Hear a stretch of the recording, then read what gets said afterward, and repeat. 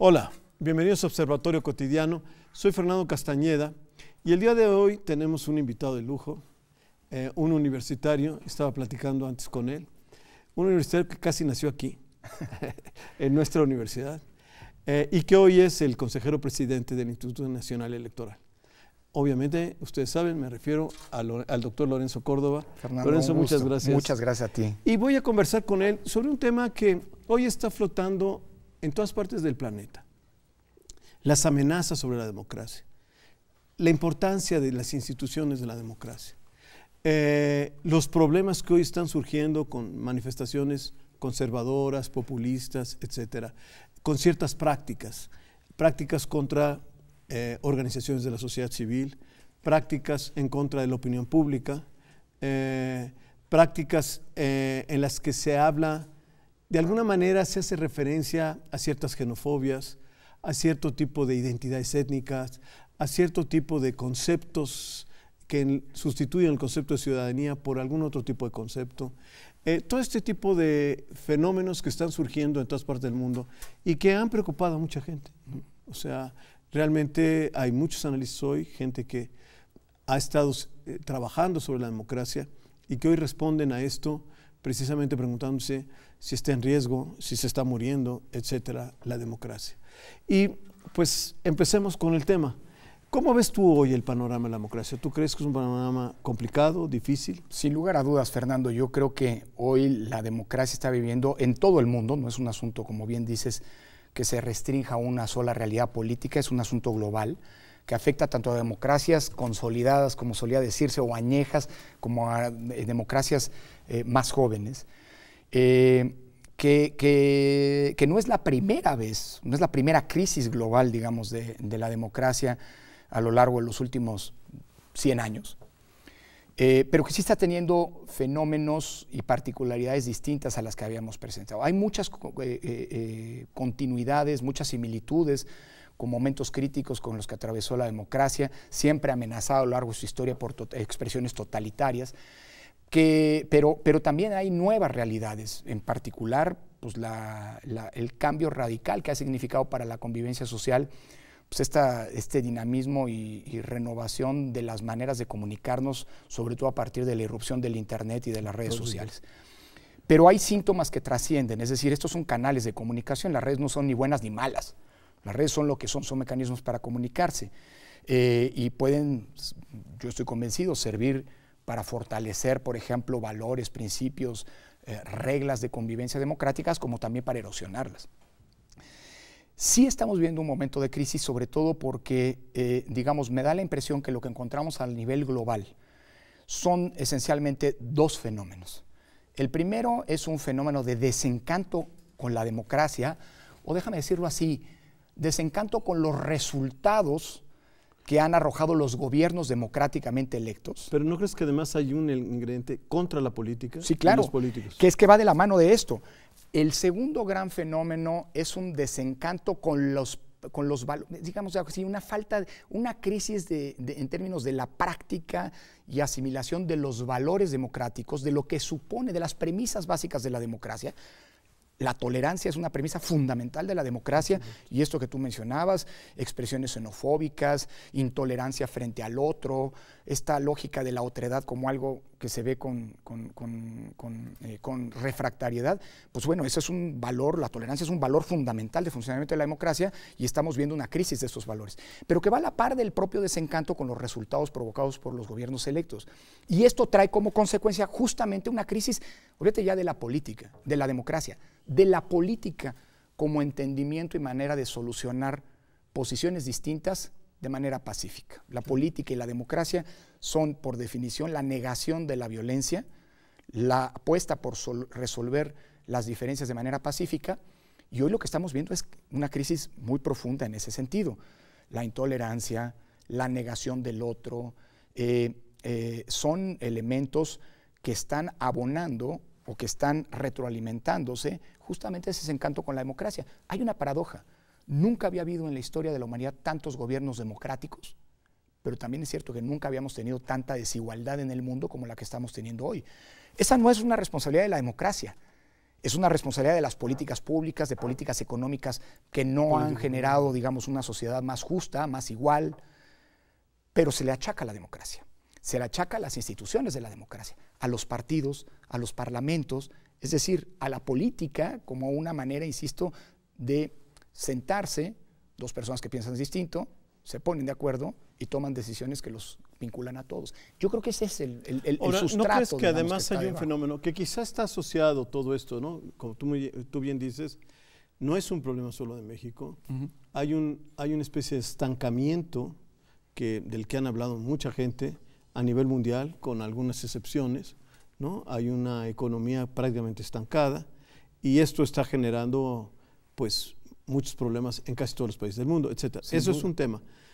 Pero hay otro problema que a mí me ha llamado mucho la atención porque en todas partes está estallando, ¿no?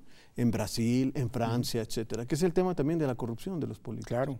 ¿No? O sea, Totalmente. hay un desencanto y yo no sé si esto es algo que de repente empezó a surgir o es que antes no era tan público, pero hay un problema con... Pues digamos que, a ver, más allá de si existía o no existía corrupción, siempre haber existido. Hay quien ha dicho es que la democracia es corrupción. Yo creo que la corrupción es algo que es inherente a la política desde que la política se inició. Escándalos en la antigua Grecia de corrupción, los había en Roma, en fin.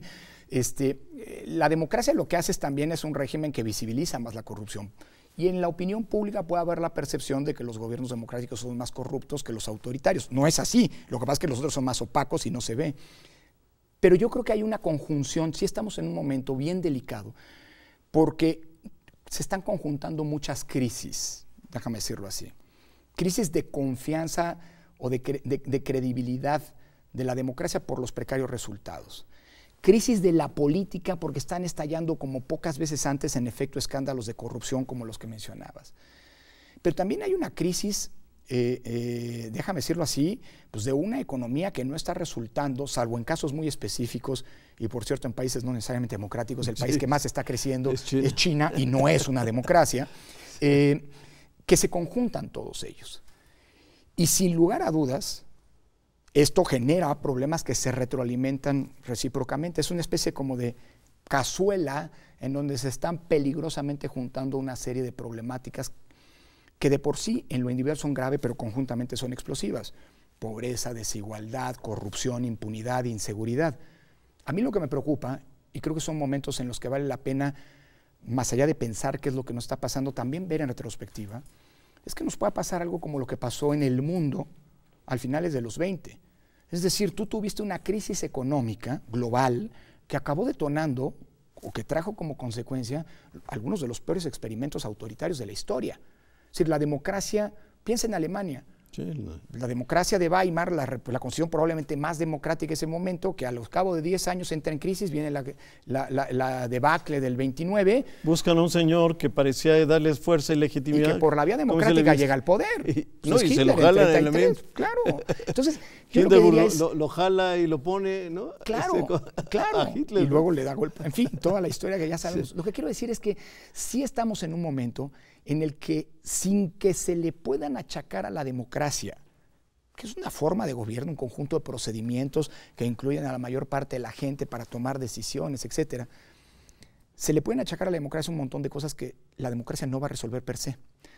Y en el caso mexicano, me da la impresión que la apuesta por transitar a la democracia también, en México y en América Latina, pero en México en concreto, estuvo sobrecargada de ciertas expectativas. Sí, claro. Parecería que el cambio a la democracia nos iba a resolver, o sea, la transición a la democracia nos iba a resolver el problema de pobreza. Y no es automático. La pobreza depende de políticas públicas adecuadas, igual que la desigualdad y demás. Entonces, yo creo que es un momento en el que, uno, tenemos que reflexionar sobre estas crisis que se conjuntan y que afectan a la política y a la democracia, pero también con una lógica de no perder lo que hemos construido por falsas ilusiones. Y vuelvo al tema de las redes. Yo no soy alguien que está contra las redes per se. Las redes son un mecanismo, son un poderosísimo medio de comunicación. Pero me gusta poner el ejemplo de la primavera árabe. Todos los regímenes autoritarios de la primavera árabe cayeron como fichas de dominó uno tras otro, gracias, entre otras cosas, a la capacidad de convocatoria, de interacción que la ciudadanía tenía gracias a las redes sociales. Pero ninguna de las democracias, ninguno de los regímenes de la primavera árabe hoy es una democracia. Si las redes son poderosísimos mecanismos de comunicación, pero no hacen en automático democracia. Pero, bueno, no sé, sería un tema. Yo creo que a veces se sobredimensionó lo de las claro. redes en el caso de la primavera árabe. Sí. Yo creo que las organizaciones religiosas jugaron un papel. Sin duda. Y que a veces se olvida. Entonces, como estaba la moda del internet y todo el mundo habla de las redes. Pero la verdad es que las organizaciones particularmente en Egipto. Totalmente de acuerdo. Eran organizaciones ya religiosas. O sea, era una que no sociedad son democráticas ya organizada. Per se. No, al contrario. Por supuesto. Había una organización que se estaba comunicando, pues ya estaban organizadas. Porque a veces se piensa que solamente por el internet se hace esto. No. Ahora, el internet sí te permitía convocatorias prácticamente ajenas, o sea, incontrolables para los gobiernos, etcétera, para convocar una manifestación en la plaza en cosa de minutos. No es un único factor, tienes razón. Pero yo pongo el énfasis en esto, porque hay muchos autores en la última década, en la que con la irrupción de las redes, hablando de crisis de la democracia y de nuevas formas democráticas, sí, que a veces sobredimensionan. Totalmente. Empezaron a hablar de que con la llegada del internet y de las redes sociales era inevitable la e-democracy. Sí. Y la horizontalización, el mismo Castells hablaba de eso. Exactamente. Y sí, no es tan cierto. A ver, es que sí, las redes nos ponen en un mismo plano, pero también diluyen muchas de las condiciones de la democracia. Por ejemplo, la responsabilidad de quien participa en democracia. Bueno, y otra cosa es que oculta también los poderes que mueven. Claro. Se saben los bots y se saben esas cosas, pero hay muchas cosas de intereses que mueven allá de las redes, que tienen recursos, que mueven gente, que mandan. Por supuesto. Claro. ¿Qué quiero decir con esto? Tenemos que ir contra las redes, o como decía alguien cuando en la época de Sartori y del Homo Videns, la mejor televisión para la democracia es la televisión apagada. No, el mejor internet para la democracia es el internet con el switch abajo. No, sin duda. El problema es que estos nuevos mecanismos de comunicación no te generan democracia per se, y por eso hay que tener mucho cuidado con este discurso que hace énfasis en figuras abstractas, como por ejemplo el pueblo o la sociedad, como si fueran figuras monolíticas que tienen una única expresión. Vuelvo al tema que tú señalabas. Por eso parte de la crisis de la democracia tiene que ver con la erosión o con el surgimiento de nuevos valores antidemocráticos.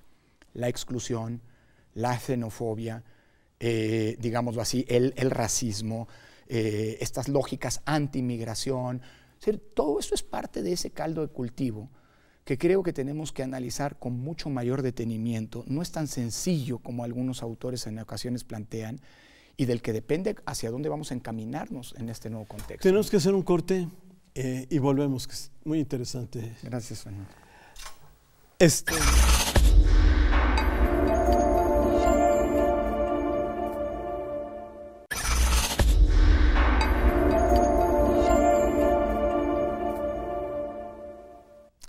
Regresamos. Lorenzo, tú comentabas una cosa que me parece muy importante. En el texto de Sartori, de Homo Videns, incluso Sartori lo critica porque está generando lógicas directistas, ¿no? A la democracia representativa. Así es. Pero yo creo que un tema importante que aparece en Homo Videns y que aparece en mucho de la gente que ha hablado del papel de la televisión y que quizá también ahora con el internet, es esta reducción a la persona, claro, de la política, ¿no?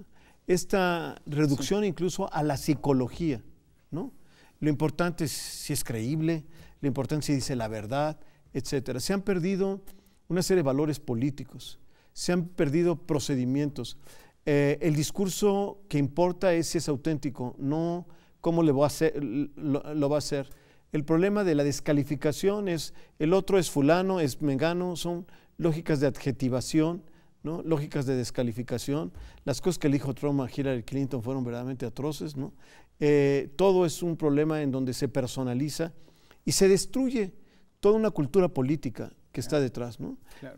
¿Tú cómo ves esto? Totalmente de acuerdo, Fernando. De hecho, yo te diría, uno de los principales problemas que a lo largo de su historia la democracia ha tenido, pero más en los tiempos que vivimos, es el fenómeno de personalización de la política. Piensa, incluso déjame hacer una aproximación de manera, perdóname, más conceptual. La democracia implica la construcción de decisiones públicas desde abajo, a partir de la inclusión de mucha gente. no son pocos los autores, Bobbio, por ejemplo, que, digamos, cuando tienen que definir qué es la democracia, la ilustran como una serie de procedimientos que comienzan desde abajo a partir de una amplia masa de ciudadanos, todos distintos entre sí, que poco a poco van construyendo decisiones. Es decir, es una construcción de abajo hacia arriba. Los sistemas autoritarios, por definición, son sistemas en donde las decisiones caen de lo alto. El autócrata que toma las decisiones.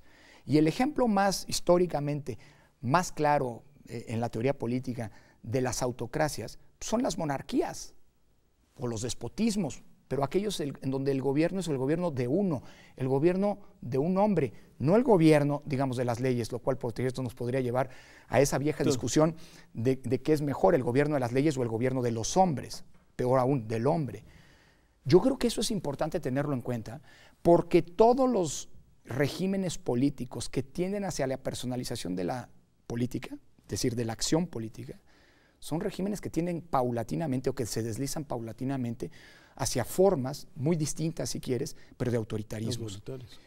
Y es que finalmente lo que la democracia implica es reconocer que en una sociedad, más en sociedades de masas como las modernas, la pluralidad de opiniones, de puntos de vista, la existencia de muchas verdades y no de una verdad con mayúscula, es lo que caracteriza a nuestras sociedades. Y por lo tanto, la democracia es la mejor forma que permite que todas estas expresiones políticas convivan de manera pacífica. Cuando hay una que se impone, más aún cuando es la verdad del líder político que cae desde lo alto, estás teniendo, insisto, estas especies de degeneraciones o de deslizamientos hacia formas autoritarias. Eso es justo lo que Michelangelo Bovero, filósofo político italiano muy conocido en México, ha definido justamente como la democracia de la apariencia. Creemos que estamos viviendo en una democracia cuando en realidad hay una voluntad que se impone que cae de lo alto. Y no es que esté en contra de los liderazgos son naturales en la política. Importante, sí. El problema es cuando hablamos de un liderazgo único, de una única voz, una única verdad, una única posición que prevalece arrollando y desconociendo, incluso diría descalificando a todas las demás. Por eso los personalismos y estos mecanismos, la televisión, como decía Sartori, en fin, acaban alimentando justamente esta lógica de veneración del líder y de entronamiento, de empoderamiento del líder, que acaba anulando la lógica de la democracia, que parte de la premisa de que todos somos iguales. Hay líderes, pero bajo la premisa de que todos somos iguales, ¿no? Bueno, y de que debe haber varios líderes, ¿no? Por supuesto. Un tema que a veces se olvida también, me parece a mí, en el tema de la democracia, y que también lo dicen algunos de los clásicos que has mencionado, ¿no? Lo dice Bobbio, lo dice Sartori, etc. Lo decía, si mal no recuerdo, Popper, ¿no? Es la forma de que uno se puede hacer de una élite, pero sin la violencia. Sin derramamiento de sangre, sí, claro. Es precisamente el que es un juego de élites. Claro. Algo importante en la democracia son los contrapesos, no solamente de la división de poderes, sino los contrapesos que tienen las oposiciones, ¿no? Por supuesto. No, totalmente de acuerdo. Y un poco retomando lo que decíamos, el problema no son los liderazgos, ergo en consecuencia las élites. El punto es que cuando hay un solo liderazgo, déjame decirlo así, un solo liderazgo tiene cabida cuando hay una sociedad monolítica. Y las sociedades modernas no son sociedades monolíticas. Por eso hablar del pueblo, de la voluntad del pueblo, de la voluntad de la ciudad, está bien como algo en abstracto, pero en los hechos eso no ocurre. No hay un pueblo. El pueblo lo integramos todos con nuestras diversidades y con el pluralismo que nos caracteriza como individuos. Dicho eso, las élites son importantísimas. Los liderazgos son fundamentales. Pues marcan directrices, vámonos por acá, vámonos por allá. La importancia es el pluralismo incluso en los liderazgos.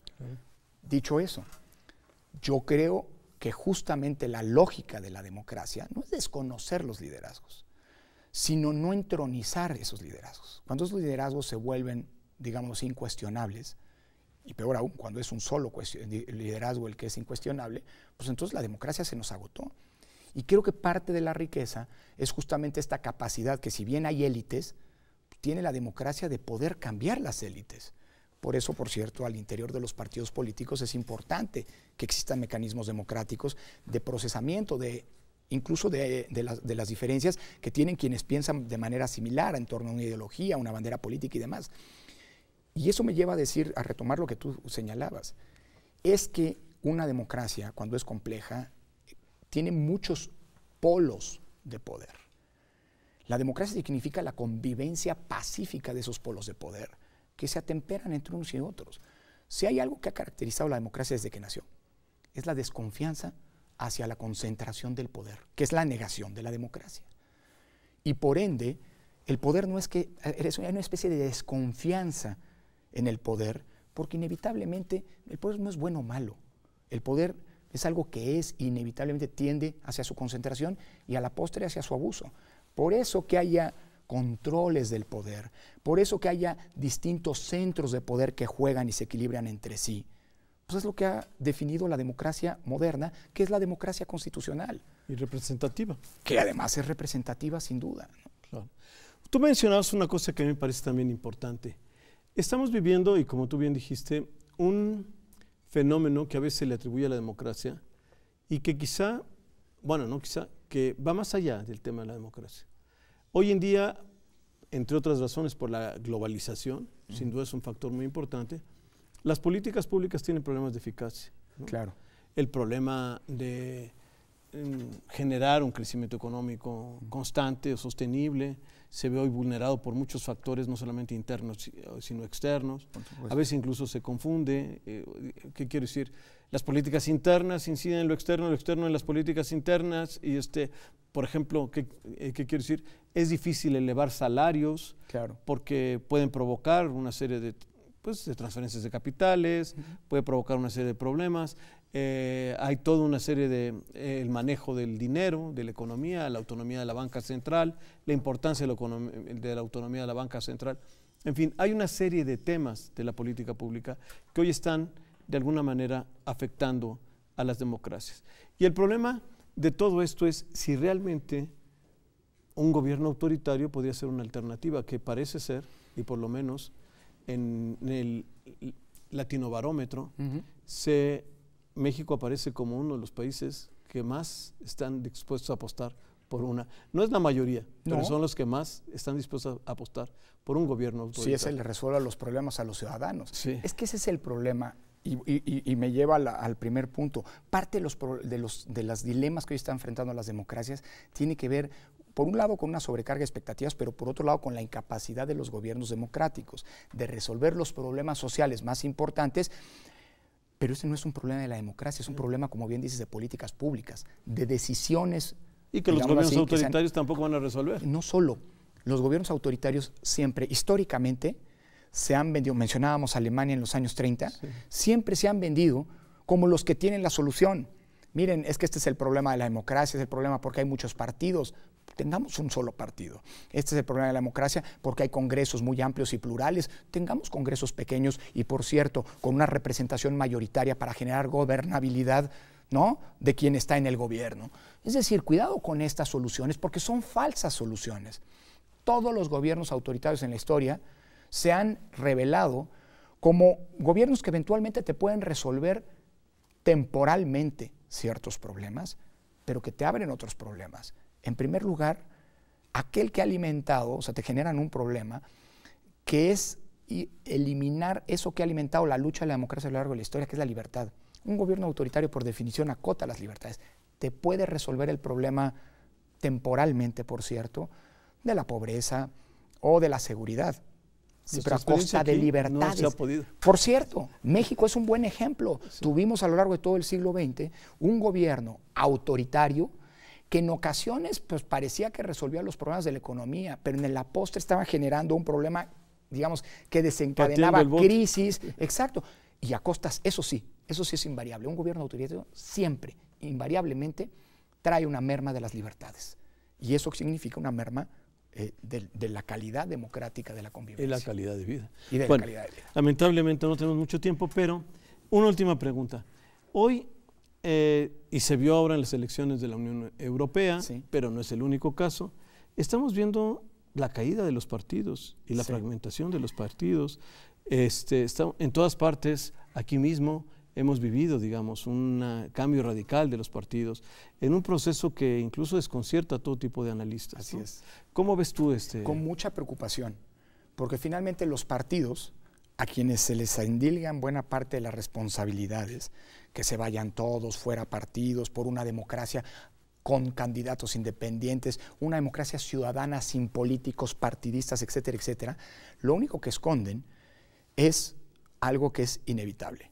Si no hay partidos como espacios de organización a partir de ciertos programas políticos, de ciertos liderazgos, de ciertas ideologías de la ciudad y los ciudadanos, es decir, estos espacios que organicen a las y los ciudadanos, lo único que te queda son las personas. Pero no hablo de las personas de carne y hueso, los de a pie, los ciudadanos de a pie, hablo de los líderes que entonces iban a actuar sin ningún tipo de contrapesos. Los mismos partidos al interior implican contrapesos, ¿no?, de fracciones contra otras, etc. Y eso es bueno para la democracia, siempre y cuando sean funcionales. Si los partidos se vuelven disfuncionales, pues estamos en un problema. Y es lo que nos está pasando ahora. Los partidos están siendo vistos como algo disfuncional. Déjame decirlo así, pues, sin partidos, lo único que te va a quedar son estas grandes personalidades cada vez más fuertes, y cuya única fuerzas que lo soportan además son ocultas, ¿no? Uno o dos, que no tienen ningún otro contrapeso más que su propia voluntad. Entonces te puede tocar una personalidad buena, generosa y qué sé yo, pero te puede tocar un autócrata, ¿no?, que al final del día siempre se va a vender como alguien bueno. Entonces, digamos, sin partidos solamente te queda esa personalización de la política, que es la negación de la democracia. Lorenzo, lamentablemente se nos acabó el tiempo, pero te agradezco mucho. Al contrario, Fernando. Y yo creo que es un tema muy importante lo que está pasando hoy con la democracia. Te agradezco que hayas estado aquí. Al contrario, siempre un gusto. Muchísimas gracias y buenas noches.